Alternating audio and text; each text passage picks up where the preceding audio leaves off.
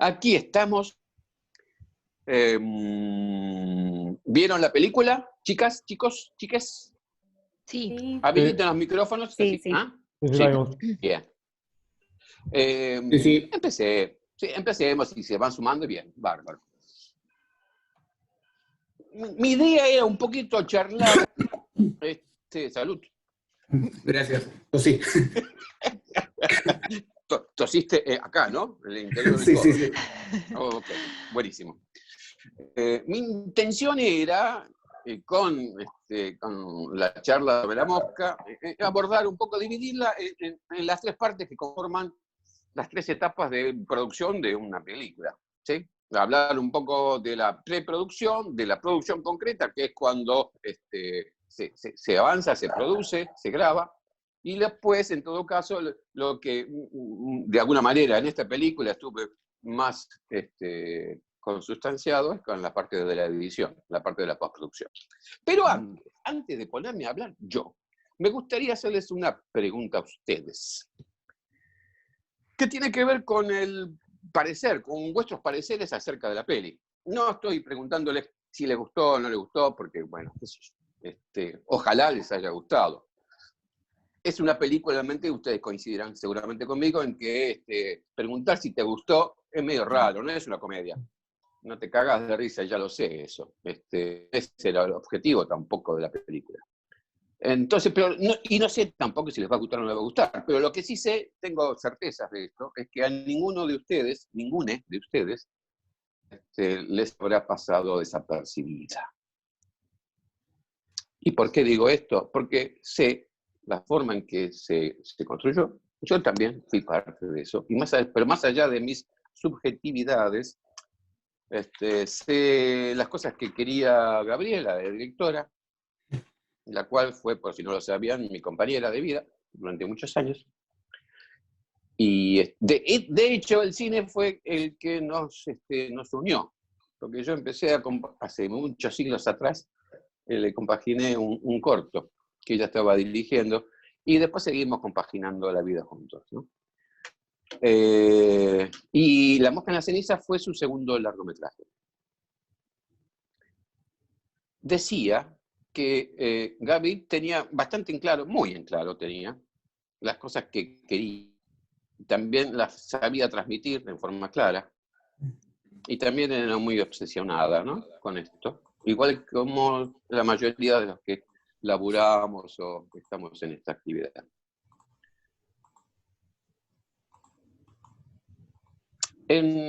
Primero, que por supuesto uno encara en este tipo de realizaciones en vista de lograr una construcción de un discurso fílmico lógico, coherente, etcétera, etcétera, no todos lo hacen, pero sí, la mayoría de nosotros lo que hacemos es escribir un guión, que en definitiva va a ser la guía, ¿no?, de lo que luego vamos a considerar para producir, para grabar, y también solamente en una primera etapa, en la postproducción. Esa guía es la que nos dice para dónde tenemos que en principio encarar el trabajo. No sé si pudieron ver el trabajo de making of, eso que armé. Sí. ¿Le pasaste? Sí. Ahí de alguna manera se puede apreciar, más que nada, la relación en todo caso que tenía Gabriela con los actores, actrices, que es también otra de las cuestiones importantes, ¿no?, y considerar en la disciplina, para aquellos que quieran entrar en la realización. El cómo te parás también frente al equipo y frente a la gente. Pero más allá de eso, lo que quería contarles era que ella partió de una noticia. Se los preguntaba si la habían visto, porque yo creo que en algún lado dice que había apareció, digamos, una noticia. Leímos una noticia, una crónica policial, en realidad por allá por el 2005, y esa crónica policial daba cuenta de que una chica había logrado escapar de un burdel, de una casa donde la habían secuestrado y la habían esclavizado sexualmente. Esto es 2005, para que tengan una idea. En ese momento no había muchas noticias acerca de la trata de personas. Yo te miro a vos, Daniel, porque estás ahí, pero en realidad tengo que mirarte. Y no, más que nada para ver si acordás o no, por una cuestión de años, digo, porque por ahí ellas son un poco jóvenes y no recuerdan qué pasaba en aquella época en relación a la trata de personas. Lo que sí se conocía el caso de Marita Verón, de Susana, la madre, que por el laburo que había hecho, esa se había hecho público. Pero después no había conocimiento de otros casos.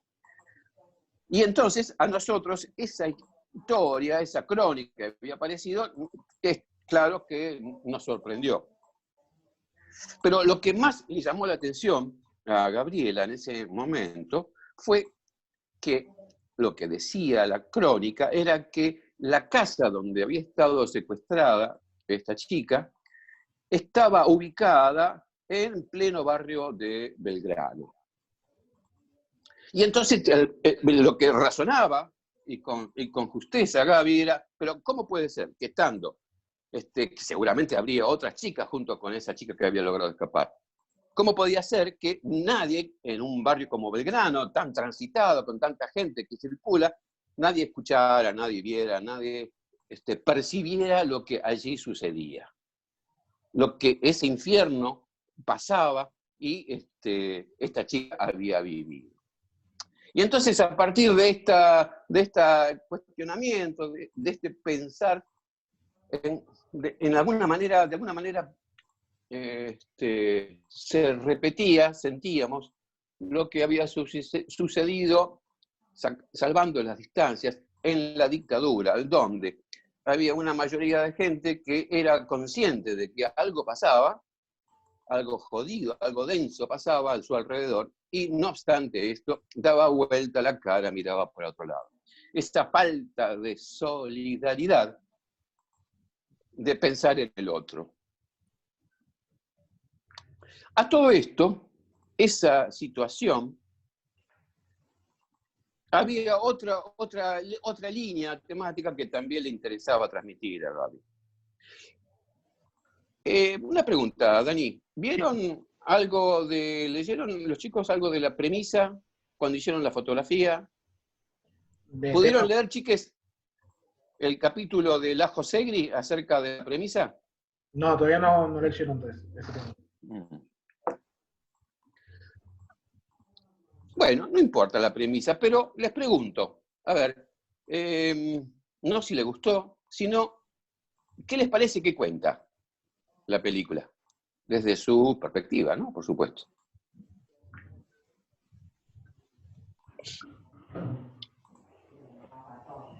Pilar.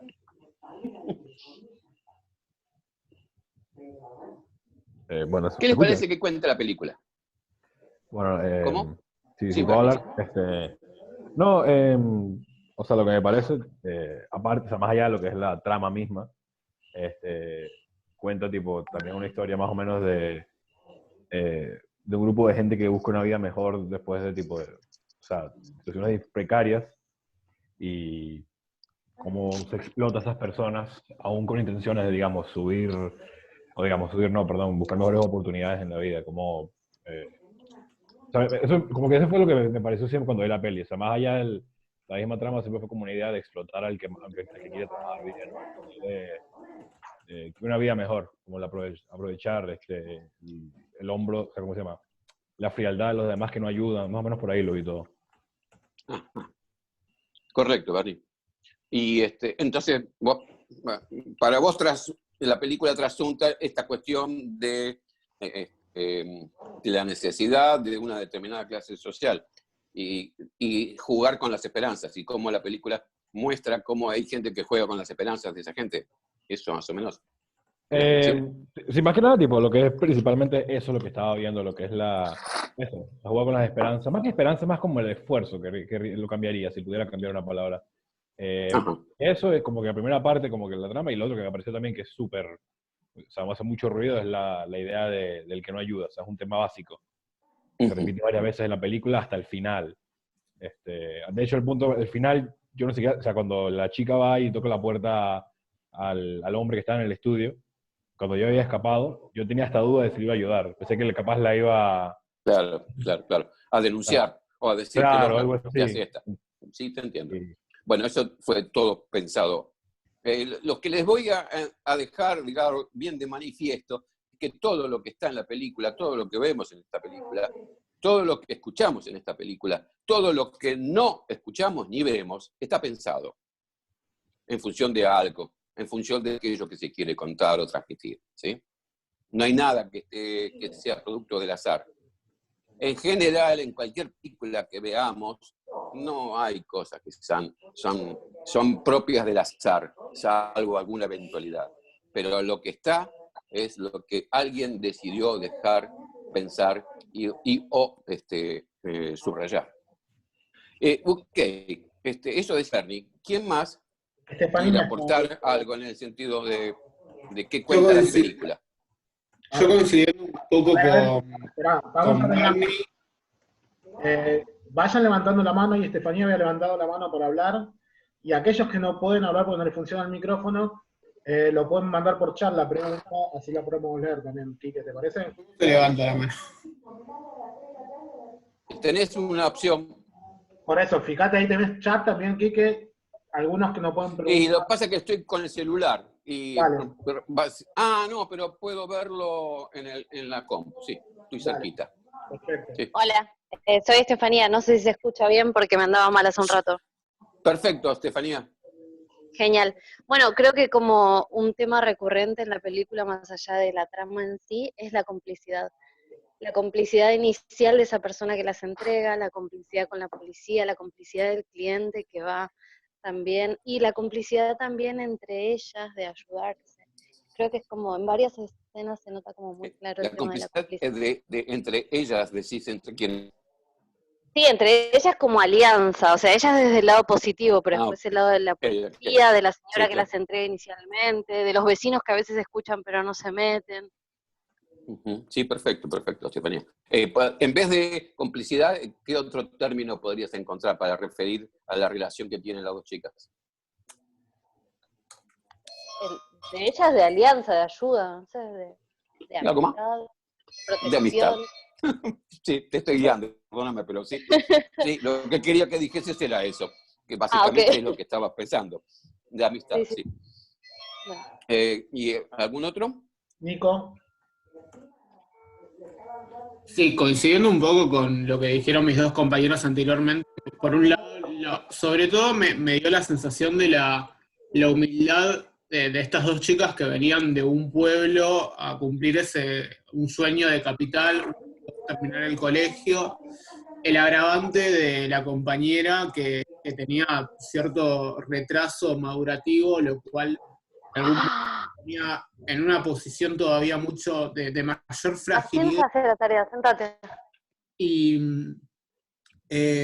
por último, una cosa también que me generó ruido es el final, que no sé si vi mal yo, pero las dos chicas principales se fueron obviamente con un SAME, con una ambulancia, pero las otras las subieron a un patrullero. Entonces me quedó como esa sensación de criminalización al trabajo sexual, y obviamente más que injusta en este caso, porque eran chicas obligadas y explotadas.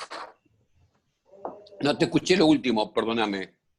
No, Más que, ¿qué en decía Nico?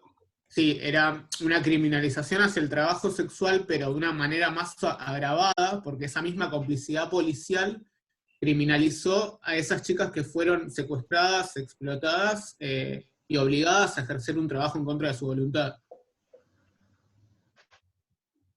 Ok, sí. Hay un conjunto de elementos que sin duda depende de nuestras vivencias también, de nuestras creencias, en donde le damos una perspectiva particular a cualquier película. Pero me parece que hay algo que me llamó la atención, dice Pilar, a ver. Sí. Algo que me llamó la atención, remarcando lo que dicen los compañeros, es que si bien todos siempre está la esperanza de que alguien denuncie, y en varias personas se siente una especie de culpa por esa complicidad. Incluso en un momento parece que la mujer que las obliga a trabajar se encariña con Lulú. Ajá, ok. Gracias, Pilar. A mí lo que no Sí, claro, dime. Quique, perdón que interrumpa, es, no sé si fui el único, vos decís que bueno, todo se hizo pensando en un sentido. No terminé de entender la lógica del título de la película, las escenas de la mosca, y traté de encontrarle el sentido desde el principio, que obviamente al ver la escena, esos planos en detalles hacia la mosca, dije, bueno, algo tiene que ver con el título de la película. No le terminé de lograr entender el sentido de esa escena puntualmente. De todas las escenas donde ella busca una mosca.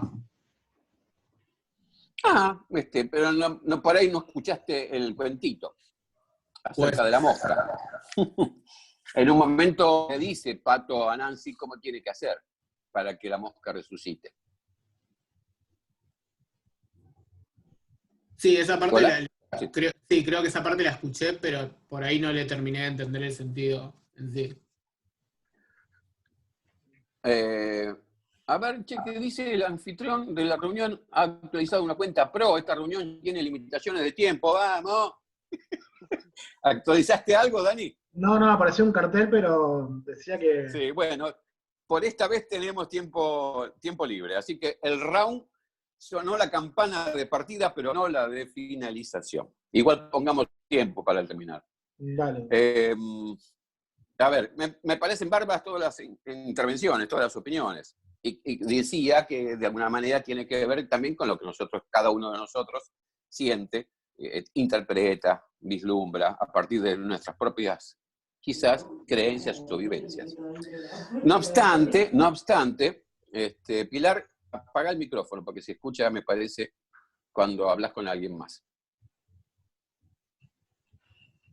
Hola, Pilar. ¿Sí? ¿No? Bueno. Les quería... Hay varias líneas, hay un par de líneas al menos que a Gaby le interesaba transmitir, contar, narrar. En realidad, no, más que decirlo yo, se los voy a contar. Mejor dicho, se los voy a leer, porque revolviendo papeles viejos encontré un comentario que escribió Gabriela después de terminar la película. Ella, no sé cuándo será, la película la terminamos en febrero del 2010, ella muere en noviembre, del 2010. No sé, la cuestión es que me parece que viene bien para que ustedes comprendan al menos cuáles eran las intenciones de Gaby al armar la película.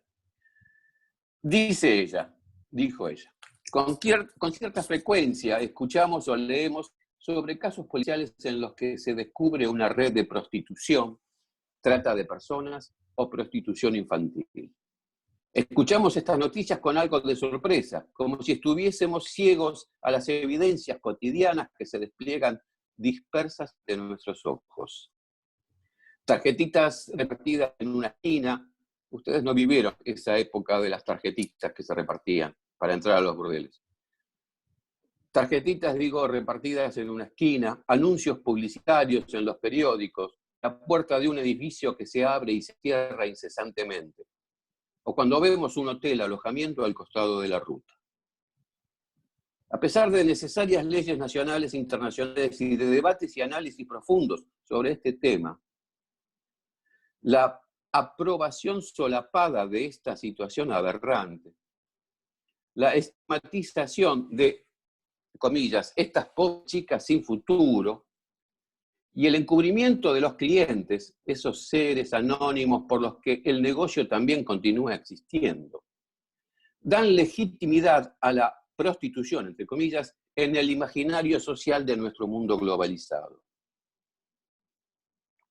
Por eso nunca me han gustado, decía ella, las historias de la literatura, las canciones o las películas que idealizan el mundo de la prostitución. Con estas ideas en mente y tomando como punto de partida un caso policial que ocurrió en nuestra capital, en Buenos Aires, surgió el guión de La mosca en la ceniza. En esta, el tratamiento del tema no tiene la intención de ofrecer respuestas, que no las tengo, ni tampoco la de esbozar conclusiones.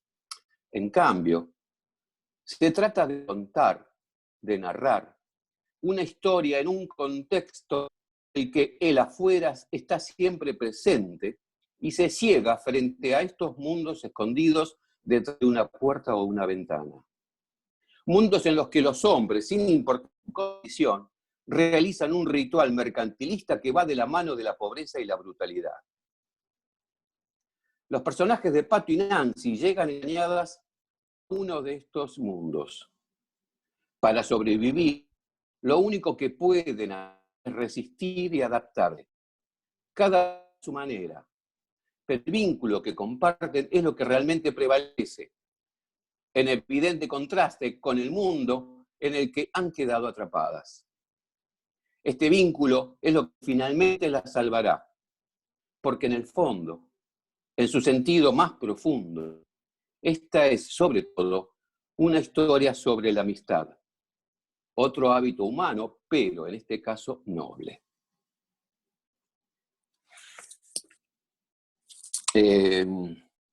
Eso era en líneas generales lo que pensaba Gaby.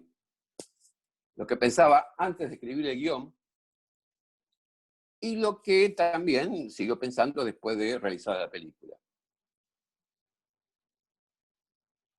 La idea de la amistad también prevalecía, estaba en su cabeza, porque lo que charlábamos en aquella época era que en el cine y que en la literatura también prevalecía esta cuestión de la amistad, pero entre varones. Y era poco común, si existía, las historias de amistad entre mujeres. Entonces esta cuestión de la amistad entre mujeres, entre chicas, la preocupaba, la movilizaba, qué sé yo. Y entonces pensó de alguna manera cómo encajar la historia de la amistad de dos chicas y ponerlas en juego, desafiar esa amistad en una situación extrema, límite, como la que viven estos personajes. Entonces, en pos de eso empezó a escribir el guión. ¿Sí? Está claro.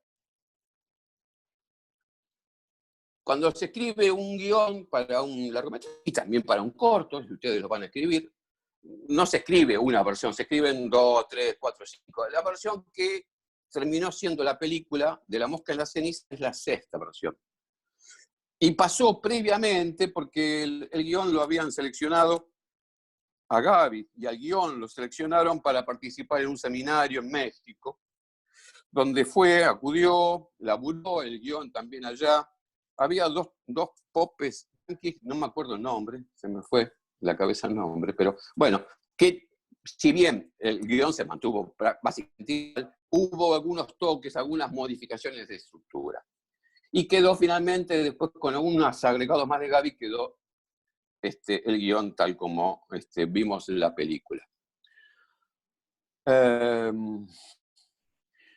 Cuando se escribe un guión que está básicamente construido a partir de palabras, no son palabras cualquiera, son en realidad palabras que nos deben claramente sugerir, inducir a imágenes.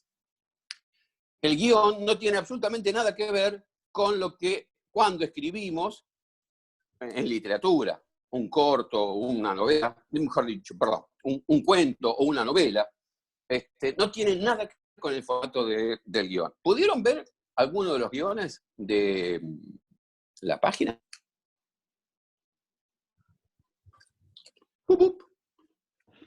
¿Sí, no? ¿Escuchan? ¿Alguien No, puede yo ver? no, por lo menos. No. Poco vi, profe. No. No, ok. Sí, No empiecen a ver. el tema de guión todavía no lo empezamos así en profundidad, solamente vimos algunos temas. Sí, ya sé. No, ya sé.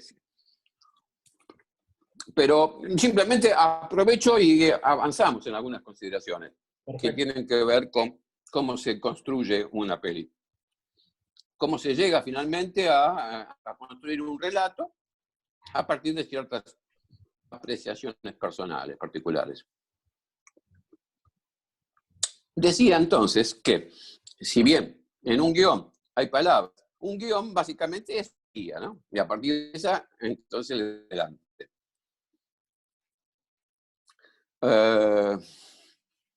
Gaby tenía una forma particular de escribir los guiones, léanlo después, si tienen la posibilidad.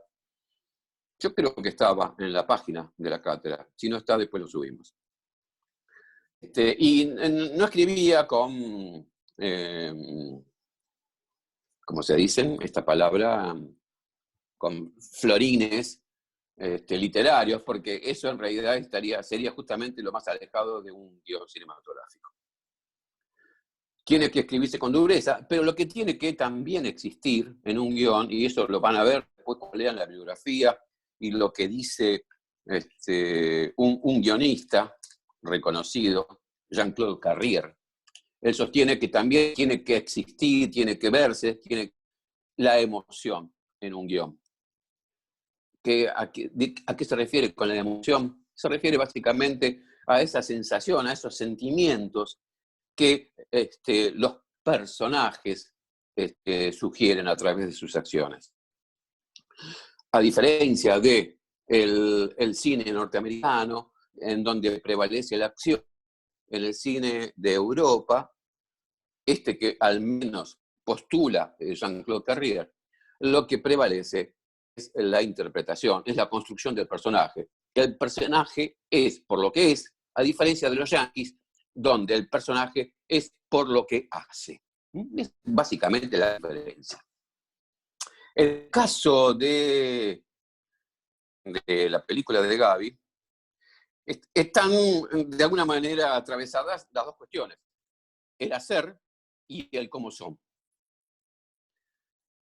En la parte de la película, diría los primeros 10 minutos, son momentos en donde la película nos cuenta quiénes van a ser los personajes, cómo son estos personajes, y nos presenta de alguna manera el tiempo, en algunos casos el momento, cuál es el presente de la historia, el espacio físico donde va a transitar esa historia, y más o menos cómo son los personajes. Luego los personajes irán desenvolviéndose en la pantalla a medida que la película transcurra. Me gustaría preguntarles, está bien, el tiempo es el tiempo presente, es un tiempo actual, pero ¿dónde transcurre para ustedes la situación? ¿Dónde viven ellas?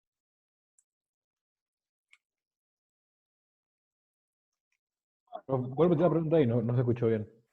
Sí, ¿dónde viven ellas? ¿Cuál es el entorno de ellas?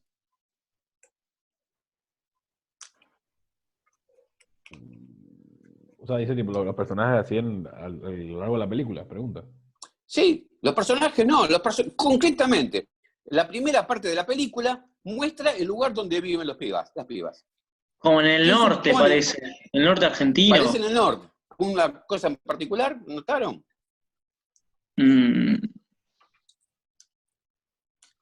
¿La vieron en blanco y negro? No, la vieron en color. Ok.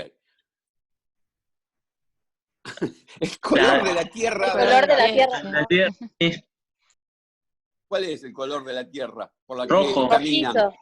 Rojizo, sí, rojizo. Y entonces eso, a ver. La Rioja, San Juan. No, Misiones. Misiones. En La Rioja la tierra es roja. En La Rioja también puede ser, pero lo característico, lo conocido es el norte del país. Sí, en principio la película, las chicas, perdón, se me cayó un cable, bueno, es un libro, lo dejo el cable. Las chicas viven en un norte, ¿no? En el norte misionero, en un norte empobrecido. Esa es la decisión de Gaby. Pero lo que pasa es que les cuento todo un poco para que vayan teniendo nociones del laburo que es y las cosas que se tienen que, de alguna manera, manipular todas las herramientas que tengamos al alcance para conseguir el objetivo. de contar lo que queremos contar y cómo lo queremos contar. Una cosa es escribir el guión, otra cosa es conseguir que nuestra imaginación, nuestros deseos, las palabras puestas en un papel, luego deben ser realizadas, transcritas en imágenes claras, concretas. Y ahí entramos en problemas, ahí entramos en el proceso de construcción, de producción, en donde muchas veces, por distintas circunstancias, no vamos a conseguir lograr lo que queríamos, lo que anhelábamos. Entonces, la idea era grabar en Misiones directamente, pero no teníamos guitas para hacerlo. Concretamente no teníamos un mango, no llegaba el presupuesto, si bien el presupuesto fue de cerca de 2 millones, en ese momento eran unas 700 lucas verdes. Vos tenés que repartir un montón de gastos en un montón de cosas. Y bueno, no llegábamos para ir a filmar. Tengan presente que en una producción media como fue La Mosca, interviene un equipo técnico de 35 personas, más o menos. Personas más, personas menos. O sea que hay que mover todo una masa de gente. Y equipamiento. Entonces no teníamos eso, y lo que hicimos fue, se grabó toda esa zona, se buscan decorados, se hace no solamente el casting que tiene que ver con la búsqueda de los actores, actrices, sino también el scouting, se llama, Dani, ¿no? ¿En inglés? Sí, sí.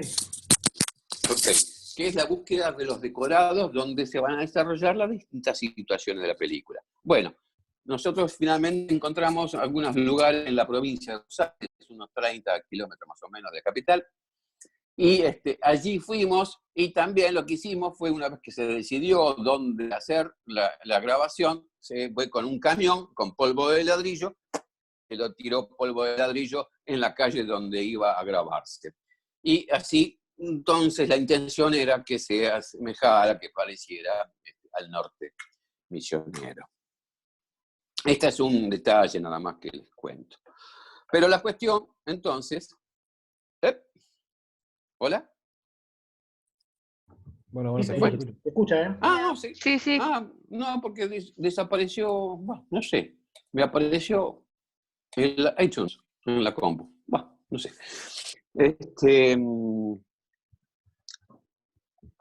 Decía de personajes que se buscan también. Y en eso Gaby también era muy obsesiva. Y entonces había imaginado, a Nancy la había imaginado chiquitita, con pelo largo, que esto, que aquello, a Paloma también con una caracterización particular, y entonces empezamos a buscar, empezó ella sobre todo, fundamentalmente ella, a meterse en obras de teatro, buscando actrices ahí que estuvieran interviniendo en alguna obra de teatro. Éramos amigos de Miguel Gerberov, un director de teatro, ya fallecido, que tenía un grupo de teatro. Entonces nos invitó a ver una obra de teatro donde trabajaba Laurita. Y fue, como ella misma, Gaby lo decía, sostenía, fue casi mágico, porque la vio a Laurita con el pelo casi hasta la cintura, chiquitita, qué sé yo, dijo, esta es Nancy, tiene que ser Nancy, y bueno, así fue. Y en el caso de Paloma, que la imaginaba morena, de cuerpo un poco más grande que Nancy, se enteró que Contreras, el actor chileno, y Leonor Manso tenían una hija que era actriz. Y entonces pensó, de la yunta esta, de Contreras, con esos rasgos duros, moreno, y Leonor Manso tiene que salir una chica muy linda, o similar a lo que ella imaginaba. Y entonces la fuimos a ver una obra de teatro a Paloma Contreras, y también se quedó medio maravillada con ella. Así que empezó a laburar, lo han visto seguramente en el making of, las mismas chicas lo dicen, los ensayos eran intensos, se ensayó mucho, hablaron sobre distintas películas, fueron a ver también teatro, leyeron libros, en fin. Toda una serie, una cantidad de información que de alguna manera no solamente le permitía a Gaby transmitir más claramente lo que ella deseaba, sino que también les daba herramientas a las chicas para poder interpretar el papel que Gaby quería. Esto, como en casi todo, es una construcción, ¿no? Donde todos aportan. Me parece que una de las cualidades que son importantes, más allá del talento y demás, es para aquellos que dirigen, aquellas o aquellos que dirigen equipos, en cualquier, me parece, rama. Es la cualidad, la de saber escuchar al resto de sus compañeros de grupo. En fin, sea como sea, la cuestión es decididos los actores, entonces también lo que había que hacer era buscar decorados. Y ya les dije qué pasaba con esos exteriores. Pero había una cuestión que era fundamental, que era la casa. ¿Es una película de ficción? Sí. ¿Se hace investigación? Sí, también. Nosotros no pudimos investigar demasiado. Y esto en el momento de la escritura del guión, ¿no? No se pudo investigar. No se podía charlar mucho con la gente. Sabíamos de las víctimas. Se trataron de localizar. Se localizaron a una que otra víctima de trata que había logrado zafar. Pero la verdad es que en ese momento ninguna de las chicas quería hablar. Nos dimos cuenta, supimos ahí que ese infierno por el cual atravesaron estas víctimas, estas chicas, en realidad después no era joda, pipi, y escapabas. En realidad, la gran mayoría de ellas terminan atravesadas, laceradas, heridas, ¿sí? Lastimadas. Y por eso no querían hablar. La verdad es que no querían hablar. Entonces, Gaby recurrió a su imaginario. Y a la charla con tanto Nancy como Paloma. Y entonces así fue terminando de definir aspectos que tenían que ver con los personajes. Como habrán escuchado... Sí, decime. Delfina habla, ¿no pudieron, digamos, tener ningún tipo de testimonio ni nada? Digamos, fue No. como poca digamos, ¿qué información le dieron? No, nada. Sí, había información que tenía que ver a través de recortes de diario, de algún reportaje que apareció. Sí, recuerdo que había un reportaje de una chica, no. pero directamente con ellas no se pudo hablar. Okay. También recuerdo que Luciano también estaba muy enganchado. Cuando aparece Luciano en el proyecto, se enganchó, estaba muy enganchado, Luciano, un tipo bárbaro. Y entonces dijo, sí, vamos a meternos, Él se metió en un garito, en un aguantadero, no sé qué era eso. Pero poco tiempo duró porque lo estaban mirando feo y se raspó, se fue al carajo. Pero la verdad es que no había muchas posibilidades. Tengan presente que en 2005 todavía no había nada. Recién la ley de contra la trata sale en el 2008, ¿no, Dani? Con el gobierno de Néstor. Claro. Sí, y después ya vieron las modificaciones, las reformas con Cristina, pero hasta antes de esa época, antes del 2008, no existía nada, no había nada. Claro. Nada que las cubriera, que las fijara desde el Estado, digo. ¿Sí? ¿Te respondí? Sí. Ok, Delphi. Decía que en esta cuestión, teniendo como objetivo la idea de contar una historia que narrara la amistad de dos chicas, también de alguna manera Gaby pensó entonces en cómo eran estas chicas. Porque sin duda, al igual que nosotros, tienen características particulares y hasta contradictorias, diría, ¿no? Como no somos nosotros. Pero lo que pensaba y lo que quería Gaby era tener dos personajes con características distintas, que de alguna manera formaran el carácter de cada uno de los personajes, más allá de que el personaje va evolucionando, ¿no? A medida que recorre la película. El personaje no es el mismo, no termina siendo el mismo al final de la película que al principio. no es la historia de las dos chicas. La película toma un fragmento, un momento en la vida de estas dos chicas. Pero es necesario alimentar al espectador con cierta data previa. No vas a recurrir a lo clásico que sería un raconto a ver cómo eran chiquititas, pero no. Lo que entonces pensó, y muy bien lo pensó, porque en solamente 7 minutos de la primera parte de la película, lo que hace Gaby es mostrar el entorno, esas secciones, que es común a las dos. Las dos son chicas que viven en un norte empobrecido, pero y hasta ahí llega lo que, y más allá del trato de relación, digamos, de chica a chica, de amistad que tienen. Pero después no hay cuestiones que las una, similares, muy similares. Porque les preguntaría, ¿cómo es el grupo familiar y la condición social de Nancy y cómo es el de Pato? ¿Qué diferencias encontraron? En el caso de Pato eran muchos más hermanos. No, en el caso de Nancy eran muchos más hermanos, Nancy. que nombró que eran 9. Sí, Sí. eran 9. De Nancy no me acuerdo exactamente el tema de si tenía hermanos o no, pero no De hizo Pato. hincapié en eso. De Pato. De Pato, tiene, perdón, tengo los nombres. Sí, tenía 2 hermanitos, un hermanito y un hermanito, sí. Pero vivía mucho más cerca del centro, por lo que había escuchado, y eso me da la pauta de que no era tan empobrecida como en el caso de Nancy. ¿Qué diferencia? ¿Recuerdan la diferencia que tenían los espacios físicos?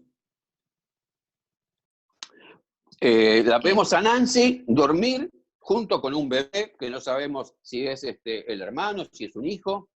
Estaban todos durmiendo en el mismo cuarto. Hasta la madre, los padres, o la madre, mejor dicho, porque la figura paterna no está. Sí, aparte están como en una granja también, perdón. Sí, más alejado, como, sí, correcto. Claro, correcto, o sea, como que tiene otras tareas también que hacer, tal vez, Nancy, sí. ocuparse. Sí. Cambio, ¿y qué le dice la madre a Nancy? ¿Cómo reacciona la madre cuando ella le cuenta que se va a ir a la ciudad? Y que mejor. Porque, sí. Cuanto menos en la casa, mejor. Directamente la raja. Cuanto menos acá, menos bocas haya para alimentar, mejor. Así que tómatela. ¿Sí? Esa es, así es el entorno. Así de duro es el entorno. Y en el caso de el Pato, pasa con la madre. Le arma la valija, la ayuda, la acompaña. Son prácticamente situaciones opuestas. Y esto, de alguna manera, construye el carácter de cada una de ellas. Creo que están Y tomando de ahí mate, entonces... ¿no? ¿Cómo? En la escena estaban como tomando mate, ¿puede ser? Sí, la madre decís, sí. Sí, ok. Pero más... Sí. ¿Y entonces qué decís, Delphi? ¿O sé quién era? No, digo que también por ahí los entornos, o sea, un personaje se lo dice en la habitación durmiendo más a oscuras, y otro se ve que prepara la valija, es como hay como un contexto de más como acompañamiento y resguardo. Sí, de contención, y de contención. Exacto. Sí, totalmente. Sí, totalmente. De hecho, la casa donde vive Pato es de una, si bien es humilde, tiene cuartos separados, tiene una cocina bien diferenciada, un cuarto dormitorio, tiene hasta un patio, una entrada donde la vemos salir. ¿Sí? En cambio, lo de Nancy es el campo liso y llano, es allá en las afueras, no, nada. Están las moscas. Y entonces decía que eso de alguna manera marca las diferencias de personalidad. Les preguntaría, ¿cuál era el objetivo de cada una de ellas?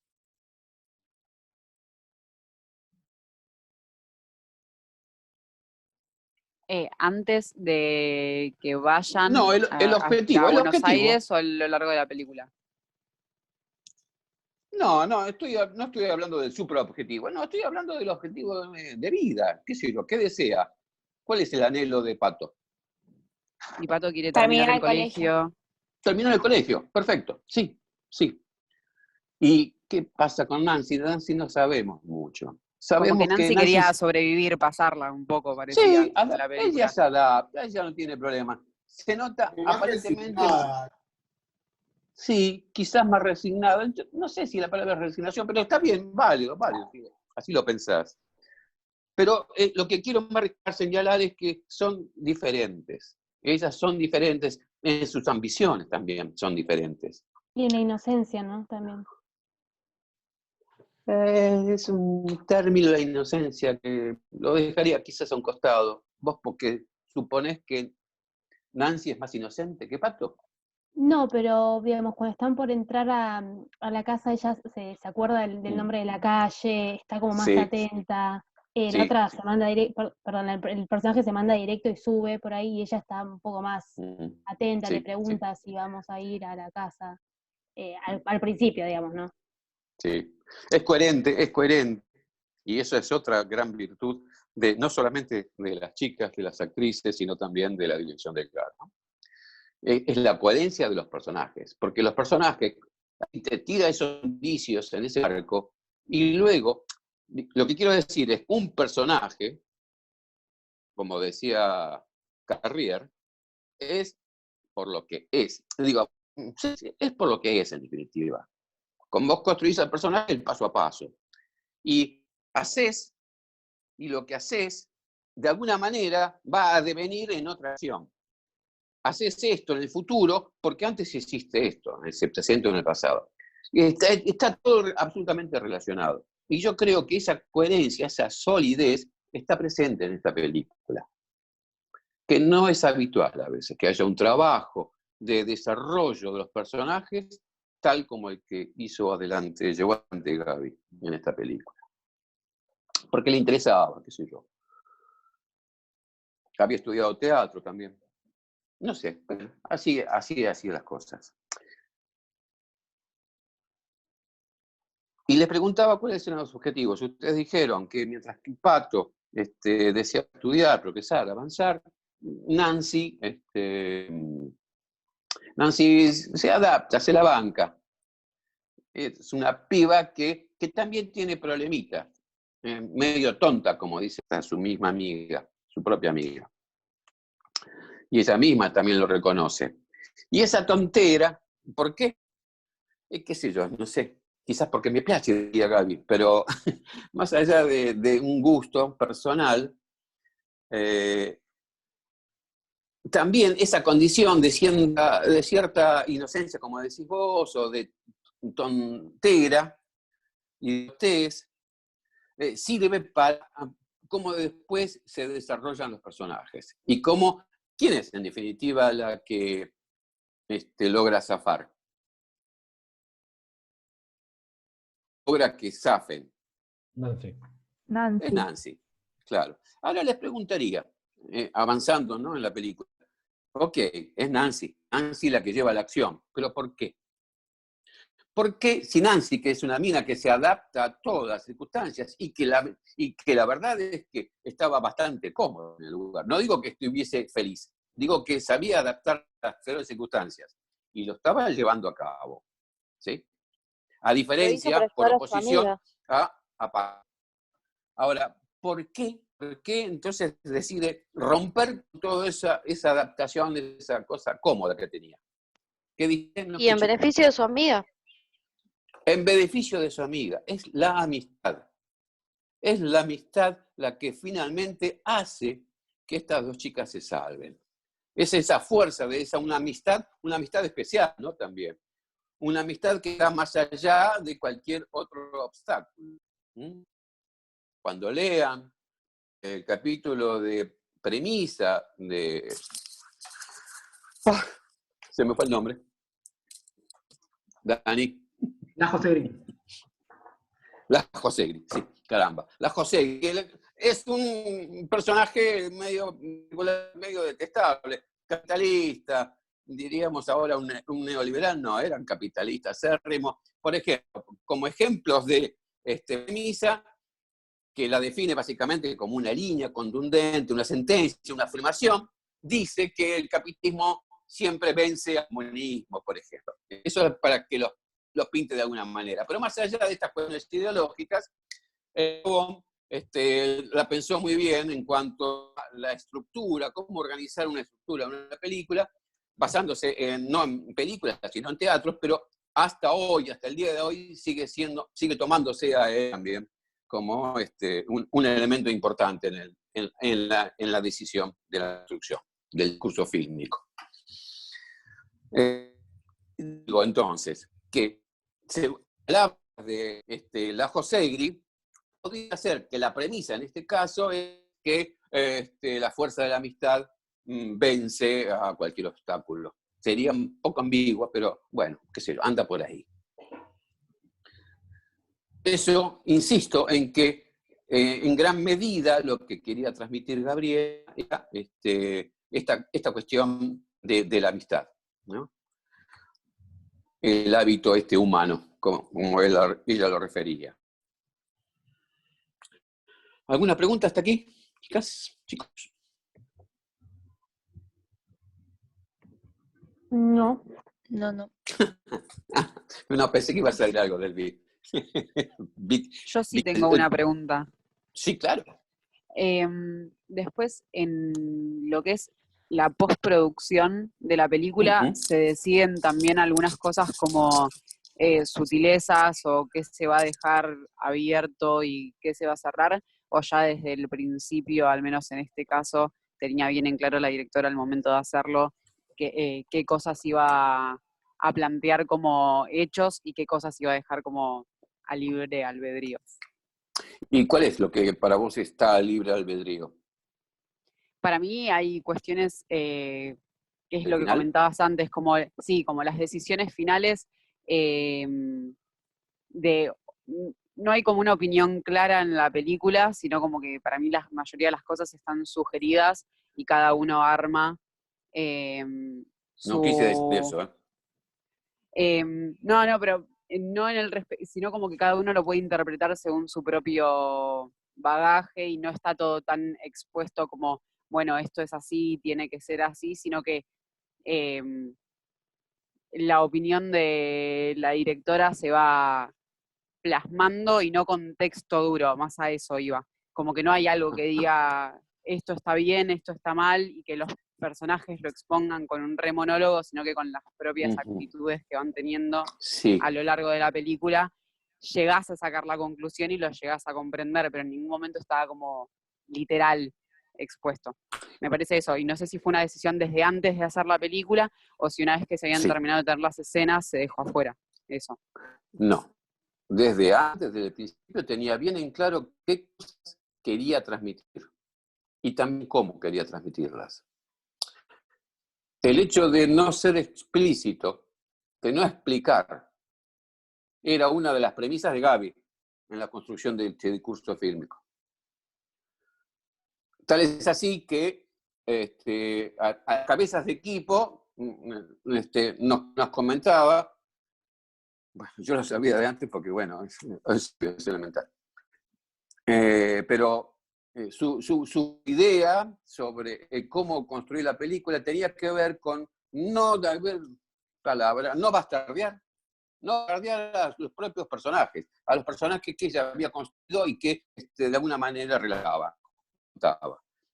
¿Qué quiero decir con no bastardear los personajes? ¿Ustedes recordarán algún desnudo ahí? No hay un solo desnudo en la película. No fue esa justamente la intención, no mostrar a los cuerpos expuestos, porque de alguna manera entonces sería jugar, si me caí yo, no. ¿Me ven? ¿Me ven? Sí. Me emocioné, me puse.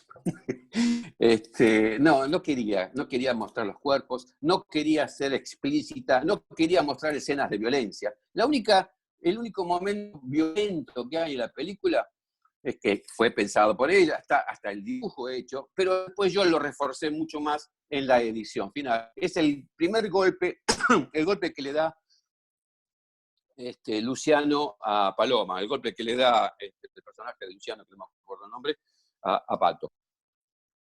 ¿Y por qué lo subrayé? ¿Por qué lo remarqué ese golpe? Un poco con mano que ella pedía, porque me parecía que era necesario, porque era ese golpe que en definitiva pasa a ser el primer punto de giro de la película. Está en el momento del primer plot point. ¿Qué es esto del plot point, del punto de giro?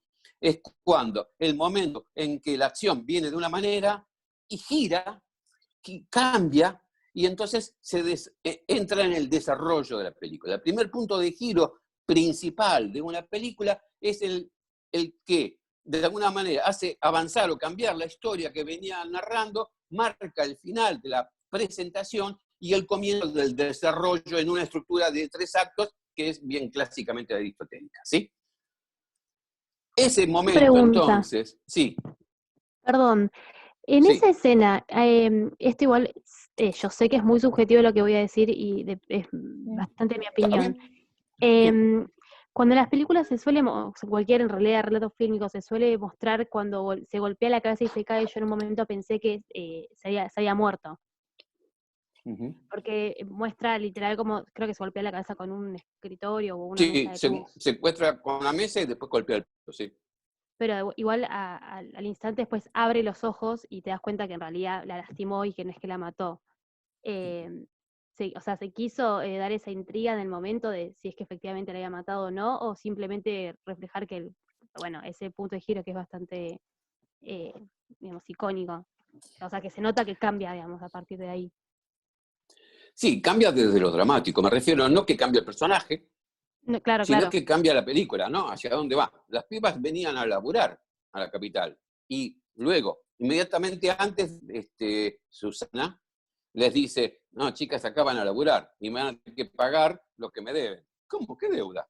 Entonces ahí Nancy, que tenía un poco de idiota, pero cuando te dicen esto te das cuenta que te están queriendo secuestrar. Hasta Nancy se dio cuenta. Digo, en ese momento cambia la historia.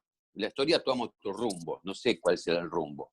Pero lo que sí sabemos es que le cierran la puerta, la agarran del pelo, en fin. Hay una cuestión claramente de otros objetivos. Ya aquellos que traían las chicas no los pueden cumplir. Y si queríamos que se habían muerto, no sé si tanto, porque inmediatamente abre los ojos. Eso también tiene que ver con la cuestión de igual es interpretación. rápido, eso sí. Sí, claro, claro. Pero simplemente lo que quiero mencionar es que es así de violento y explícito, a contramano de lo que ella pedía, más que nada por una cuestión de estructura. Okay. Más de eso. Y esta cuestión de, ustedes si quieren preguntarme, interrúmpame, porque si no es un largo monólogo. Es más lindo el intercambio. Pero esta cuestión, decía, el sugerir, más que ser explícito, tiene también otra razón de ser. No es inocente. Y es el que en ese momento sabíamos, y lo sigo manteniendo ahora, que es más duro, más denso, más intenso, en la mayoría de los casos, trabajar no con la cosa explicativa, explícita, no mostrar abiertamente algo, no depender, apelar a la imaginación del espectador. Y en este caso diría hasta las pesadillas de los espectadores. Porque digo, si vos escuchás, si vos lo tenés ahí expuesto, pero si en cambio a vos te hacen escuchar algo nada más, lo demás que no ves, lo completás con tu imaginación, con tus miedos. Y realmente yo creo que es lo que hace que la película, puede ser buena, mala, pero vos te agarrás del asiento y no te levantás. He visto Sí, la claramente, película. eso Sí, me pasó, claro. que es muy atrapante. Va, a mí, Sí. ¿no? Definitivamente. Creo que sí. Y te digo que le ha pasado, he podido acompañar la película, por suerte, en muchas partes del mundo. Solamente, creo que en España, había 2 viejas que se levantaron cuando vieron el golpe.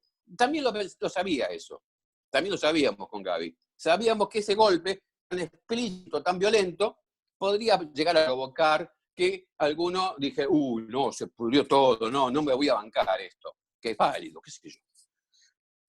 Pero si después no te levantas más.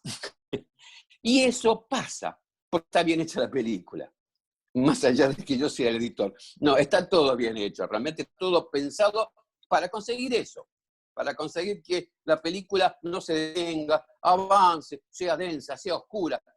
Uno de ustedes dijo que ni siquiera en el momento en que vio al viejito, cuando ya estaba afuera, ni siquiera en ese momento, ponemos que plenamente libertad. Recién cuando vemos el movimiento, el afuera, la ambulancia, ahí dijimos, bueno, basta, se acabó.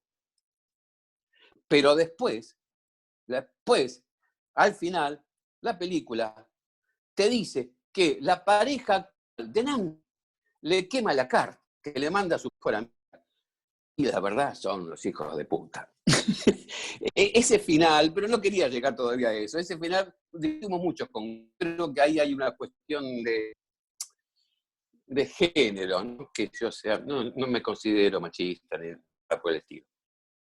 Pero me llegaba a dar pena el género masculino, en qué condición quedaba después de la quema de la carta. Pero esa decisión, Gaby, que finalmente fue así porque ella era la directora, obedecía en gran medida a esto que decía al principio, a donde las chicas, después de una experiencia así, quedan laceradas, quedan lastimadas. Nada será como antes. El personaje de Pato tiene miedo, camina por la calle con temor. Avanza, sí, fue al cine después de no sé cuánto tiempo. Y tiene ganas de verla a ella porque está vivo la amistad que tienen las dos. El personaje de Nancy no es que vuelva para atrás, pero de alguna manera estar con ese chabón, que no digo que sea ni malo, ni perverso, ni nada por el estilo, es simplemente así, es bastante así esa persona. Y también está relacionado, alguna de ustedes dijo hace un momento que la película, o menos Gaby, no trasunta malos y buenos, ¿no? ¿Quién fue que estaba hablando sobre sugerir más que decir que era malo? Yo, es así, Romina, tú. Romina, ok. Sí, es así, Romina, porque en ningún momento para Gabriela tanto Susana como Luciano eran personajes malos. De hecho, hasta cierta pena provocó. Apelaba más, la intención era apelar más a la condición humana, en todo caso. No señalar, sino narrar acerca de un entorno que es malo, la situación de secuestro, de violación, de abuso sexual, por supuesto. Y eso creo que está claro en la película, ¿sí? Son malos, en definitiva. Pero no se los muestra como los malos de una película norteamericana, entre malos y buenos, ¿sí? No son comunistas, como para los yanquis, ¿sí? Y eso creo que está muy bien atravesado en la película. Igual creo que es una condición un poco más del cine argentino, al menos del género dramático, que a mí me atrapa bastante más que el género dramático estadounidense. Es eso también, que está como más humanizado y no hay buenos que son héroes y malos que son totalmente villanos, sino que constantemente están todos como con sus propios problemas, tratando de afrontarlos como se pueda. Y es mucho más crudo el cine de esa manera que el que te lo muestran como que lo podés diferenciar, porque si ves un comunista en la calle que tiene un tapado largo, ya sabes que es un malo y listo. Como... Sí, no sé si es exclusivo, no es exclusivo, por supuesto, del cine argentino, pero bueno, hay un cine argentino que sí aborda esa forma de contarnos las historias, sí. Y en esto estaba recordando algo que no dije, que tiene que ver también con los procesos de cómo construir, a partir de las distintas herramientas que contamos, cómo construir este verosímil, ¿no? El de sugerir. Y el de sugerir, había algo que tenía en vista, a partir de buscar la guía. Me olvidé, mirá, me quedé allá en la... se me van quedando agotando. Discúlpenme, pero bueno, algunas se he repetido hoy 2 veces. Entonces me cuesta a veces poner la cabecita en su lugar. Les decía, y me parece también interesante destacar, buscamos decorados que tenían que ver con...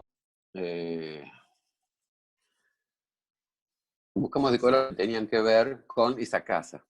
Y la verdad es que no les conté que buscábamos edificios. No, empezaste a ¿Les dije contar, esto? pero después te fuiste...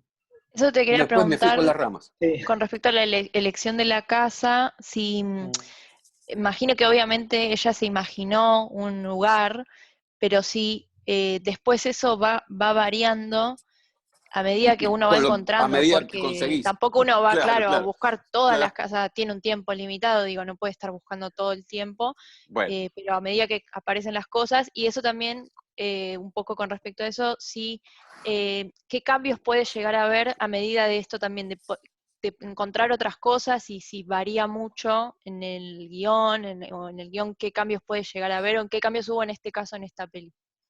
ok, sí, vamos a hablar de lo concreto de este caso, porque si no podemos Sí, sí, sí, hablar obvio, obvio. de todo. Pero bueno, iba en la dirección, Romy, con lo que iba a contar ahora. Así que creo que te voy a responder. La cuestión era buscar una casa con las características de una casa. Ahora, nunca habíamos visto una casa donde secuestraran y esclavizaran chicas. Entonces, parte un poco de la imaginación también. Y en esa imaginación, lo que sí, en algún momento, creo que, no recuerdo ahora por dónde vino la info, pero bueno, básicamente había una cuestión de que esas casas eran tipo casa chorizo, las clásicas casas chorizos, o al menos lo que tenían era un pasillo. Después habitaciones, tipo cuartitos de hotel. Entonces, esa premisa empezamos a buscar decorados naturales y no los encontramos. La verdad es que no los encontramos y como vos decís, Romy, hay un tiempo determinado. Estuvimos, no sé, tuvimos unas 8 semanas más de 2 meses fueron de preproducción. Y no lo encontramos. Gaby tenía en mente, había hecho el dibujo, todo, el storyboard, de que la imagen emblemática para ella de la película era el exterior, donde estuviese la gente que no le da bola, que cierra las ventanas, que esto, que aquello, está el florista o la pizzería enfrente, en fin, todo eso era un gran plano general que con una grúa, con una pluma, iba a ir dando vueltas casi en un 360 grados. No, un poco más chico. Empezando en la pizzería, en el kiosco de flores, en la puerta de entrada, en las ventanas, y terminaba en edificios. No se pudo ir una puerta como la que se quería, no se podía conseguir la pizzería frente de la casa, no se podía conseguir los edificios. A ver, para ser más concreto, la pizzería está aquí, o sea, es una que está cerca de acá. La puerta de entrada está en Palermo, en una casa abandonada en Palermo. Los edificios eran de verano, me parece. El kiosco de flores no existió, lo armamos nosotros.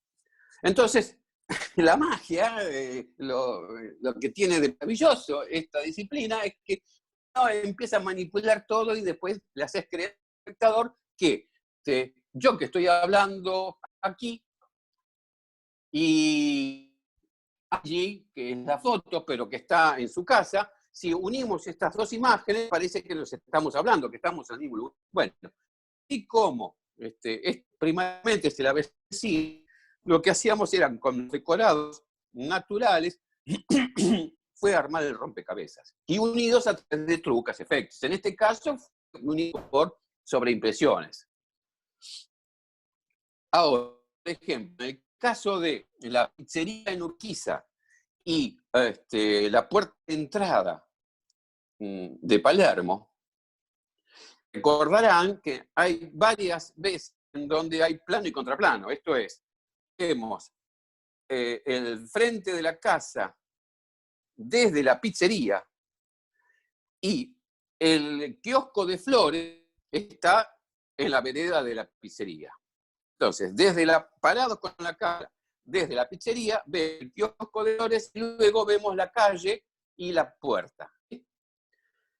Cuando haces el contracampo, lo que vemos desde la puerta de entrada de la casa vemos en la vereda de enfrente el kiosco y la pizzería. ¿Y cómo se hace eso? Bueno, lo que hacíamos es, el kiosco de Flores es una construcción que se arma y se desarma. Entonces construimos frente a la pizzería, vamos a la pizzería, y luego llevamos el kiosco de Flores a la calle, que tampoco es Agüero. El Agüero fue un cartel que hizo el escenógrafo, donde dice calle Agüero, y la calle Agüero, el cartel de la calle Agüero, lo pusimos a la vuelta de la sede de la Facultad de Ramos Mejía. Así que todo es muy loco, muy lindo, maravilloso. De hecho, me están escuchando, ¿no? Porque me parece Sí, sí, como sí. no veo. Sí. Claro. De hecho, hay muchas cuestiones. A Gaby le encantaba la construcción del verosímil a partir de la nada, ¿no? Perdón. Pero, yendo a lo más importante, sí, puedo seguir hablando, pero yendo a lo importante, el interior de la casa. El interior de la casa teníamos una premisa de entrada que queríamos conseguir. Queríamos un pasillo que fuese algo así como la antesala. ¿La antesala de qué? La antesala del infierno. El infierno estaba ubicado para nosotros en cada una de los cuartitos, donde ahí se encerraban estas chicas haciendo el servicio sexual. Y ese pasillo y esas habitaciones, las verdad que buscamos y no conseguimos. Finalmente lo que hicimos fue armar un decorado, lo diseñó Gaby en papel, y después alquilamos escenógrafo, carpinteros, qué sé yo, y alquilamos un galpón, y ahí adentro se armó el decorado que se ve en el making of.